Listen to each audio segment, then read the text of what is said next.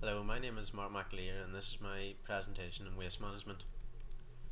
Waste is substances or objects which the holder disposes of. In the world today, waste is increasing due to the increased worldwide in population. Waste from production and disposal can have harmful effects on the environment. Waste is a source of pollution in some cases, and in others is a resource if it is recycled correctly. In this presentation, I will outline the policies regarding waste and how they affect businesses, stakeholders, etc. The diagram shows disposal of EU municipal waste. It shows that landfills account for 49% of waste, incinerators 18%, and recycling and composting 33%. Environmental policies. The Waste and Framework Directive was set up in 2008. This directive outlines guidelines for the use of waste, firstly to prohibit the dumping of waste, promote waste prevention, recycling and reuse of materials instead of using landfill. It also needs cooperation between different regions, but also to be self-sufficient in your own waste disposal. People must also have permits for the disposal of waste, and member states must also have a management plan to deal with the waste in their area. This would affect companies with large quantities of waste as an output from their products, as it has to be disposed of legally. Also, there would have to be communication between councils to ensure a joint management approach is taken to address the issue of waste. All these approaches to reduce waste would incur an increase in cost for dealing with waste. The Landfill of Waste Directive was set up in 1999. This directive looks at categories of waste such as municipal waste, hazardous waste and inert waste. It bans the co-disposal of hazardous, non-hazardous and inert waste in the same landfill. Waste must also be pre-treated and leachate and methane must be addressed as it is a pollutant to the environment. Also aims were put in place to decrease waste to 35% of the 1995 levels by 2020. This sets clear levels to deal with different types of waste. As a result, multiple sites for different waste will have to be set up, which will have an increase in cost. We can see this in action today due to the use of general waste bins, black bins, recycling bins, blue, and biodegradable waste bins, brown. Also, there is cost in pre-treatment and containment of waste for waste disposal companies. The Waste Incineration Directive was set up in 2000, introduced to help prevent damage to health and the environment as a direct result of incineration. Approaches have been introduced to tackle the three main effects of incineration. The heat produced by incineration has to be put to use to counteract the negative effects of the incineration. Public participation is put in place to alert the public of new plans for incineration near them to limit unwanted pollutants in the air which will have negative effects on locals. There's limits for discharge to water are added to the updates limits for emissions to air. This directive firstly has a positive impact on human health as it gives people a say against incineration and also allows them to live in an area free of excess air pollutants as a result of waste incineration. It results in a higher cost for incineration as permits are required and public meetings have to be organised. This will help the environment as less pollutants are being released into the atmosphere. The Northern Ireland Waste Management Strategy. The waste management system shows guidelines to deal with waste and also to prevent waste where possible. It also allows a network to be formed and the ability to monitor waste within certain regions. To maintain a regulatory framework which supports those businesses that work towards more efficient and sustainable use of resources. This waste management system allows households to manage their waste and to contribute to environmental protection by dealing with their waste in a manner that will protect the environment. It also maximises recycling as the collection of waste will be more efficient. It also prevents waste to attract investment, support economic development and create opportunities for increased employment. Legislation in Northern Ireland. To limit waste, tax have been put on waste in landfills and this is charged per tonne. The tax has increased from £7 per tonne in 1996 to £72 per tonne in 2013. This helps to limit the amount of waste being put into landfills and therefore reduce the impact on the environment.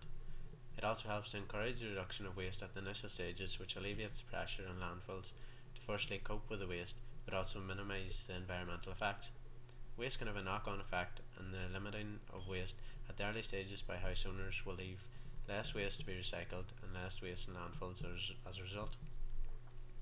Tradable permits. The DOANI allocates landfill allowances to district councils, and every council has annual targets for landfills.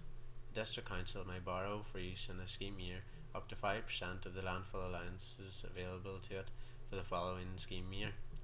DOE has the power to stop transfers between councils if it believes that it will surpass the amount allowed by the Landfill Directive. Penalties for councils are £150 per tonne. This helps keep landfill levels manageable and allows for exceptions when maybe there is too much waste in one area, allowing councils to trade to account for this waste. Possible problems which could occur from this is that councils could pay smaller councils with lower waste levels to deal with their waste, and therefore overall leave a higher level of waste than if councils stuck to their set levels and they are not forced to reduce their waste. Pay as you throw. This is also known as trash metering. Usage pricing model for disposal of municipal solid waste. Users are charged a rate based on how much waste they present for collection to the local authority. This method is of use. It is a fair way of allocating costs. Because of this, it is effective in reducing waste in the region between 15% to 90%. It increases sorting and collection of recyclable material. It encourages individual composting. Some weaknesses include an increase in dumping to reduce cost, and increased cost both in investment and operational costs. Example of pay as you throw. In Seattle, USA, they ask house owners what size of bin they want, and the larger the bin they choose, the more they pay. In Treviso, northern Italy, householders are billed according to how often their bins are emptied, and in Flanders, Belgium, bins are weighed at each collection and householders are billed according to the total amount of non-recyclable waste they throw away. Recycling. This shows symbols which are different types of recyclable material. PET, this is polyethylene terephthalate, most common and recycled plastic. HDPE, high density polythene. Milk bottles, examples of this are milk bottles, detergent bottles and grocery bags. V is polyvinyl chloride, this is seen in cling film and shampoo bottles. LDPE, low density polyethylene, this is seen in garbage bags. PP, polypropylene, this is seen in margarine tubs. PS, polystyrene, this is found in yogurt pots, egg cartons and plastic cutlery. And 7 or any other plastic. 1 is highly possible to be melted down, and 7 it cannot be melted down. 2 recycled plastics in most common use are HDPE and PET. In recycling plastics must be melted down and poured into moulds, and unfortunately some contaminants from the original containers may carry over, making it difficult to reduce the plastic for food containers, so uses for recycled plastics are necessarily restricted. The Waste, Electrical and Electronic Equipment Directive was set up in 2002. The aim of this directive is to reuse electronic material and equipment and increase its reuse and recycling. By the 31st of December 2006, the UK had to have reached a level of 6 kilograms per inhabitant per year. Conclusion. The waste disposal methods which have been set up all centre around a central waste management system. This keeps level of waste between different councils at a controllable rate so that damage is not done to the environment. The storage of waste in landfills accounts for 49% of waste in the EU. Because of this, large landfill sites have to be set up to hold this large quantity of waste. This possesses possible problems to the environment, such as methane production and the problem of leachate runoff from landfill sites. Although this can be a problem, a lot of landfills have a boundary to stop runoff into streams and rivers and onto adjacent land. Waste can also become a positive externality from households when waste is recycled. This saves vital energy which otherwise would be lost if recycled material was dumped in landfills. For example, recycling a plastic bottle saves enough energy to power a 60-watt bulb for 6 hours. Also, if plastic was left in landfills, it would never decay, so recycling is the most appropriate method for reusing this material and also to stop the energy used in its production being lost.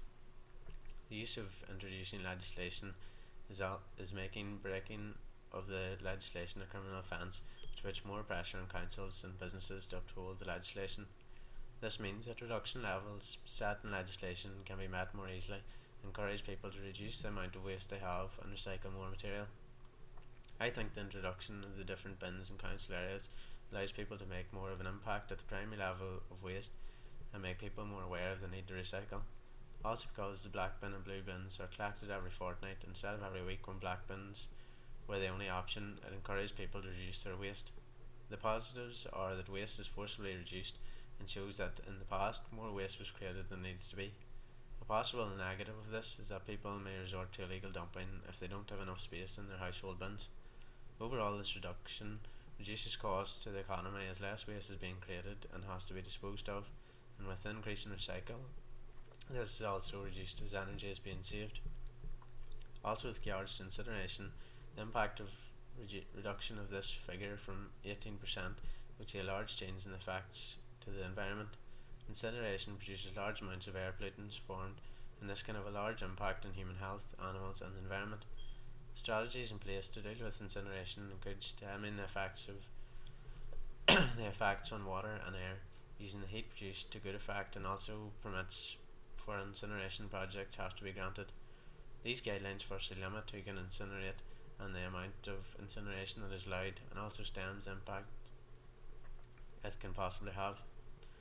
The use of the heat energy produced from incineration makes the process more economically friendly. To finally conclude, I believe the introduction of these policies have a large control on the waste we firstly produce, and also on how it is dealt with when this waste has to be disposed of.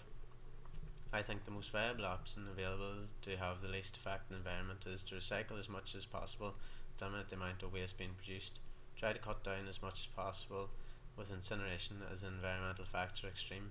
Lastly, to use landfills as much as possible, as they would have less environmental damage if they are controlled properly and run to a high standard. A case of where a landfill has been put to the best use in North Foreshore Landfill in Belfast.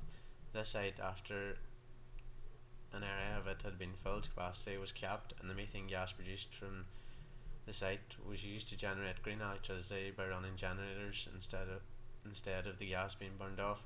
The site is expected to produce 5 million watts of electricity an hour for export to the national grid.